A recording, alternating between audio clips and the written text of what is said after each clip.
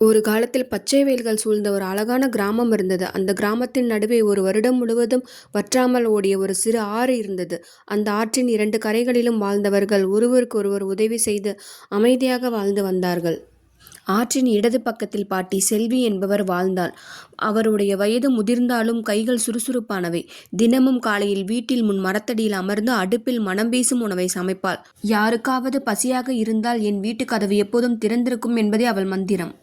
ஆற்றின் மறுபக்கத்தில் மீனாட்சி என்ற இளம்பெண் வாழ்ந்தாள். அவள் தன் குடும்பத்திற்காக மீன் வெட்டி சமைத்து கொடுப்பாள். அவளும் உழைப்பில் சளைத்தவள் இல்லை. ஆறு அவளுக்கு ஒரு வாழ்வாதாரமாக இருந்தது. ஒரு நாள் கடுமையான மழை பெய்தது. ஆற்றின் நீர் பெருகி கிராமத்தை மூழ்கடிக்க ஆரம்பித்தது. மக்கள் பயந்து ஓடினர்.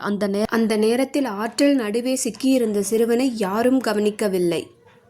அந்த சத்தத்தை கேட்டு பாட்டி செல்வி முதலில் ஓடி வந்தாள். வயதானவளாக இருந்தாலும் தன் உயிரை பொருட்படுத்தாமல் கூச்சலிட்டு குரல் கொடுத்தாள்.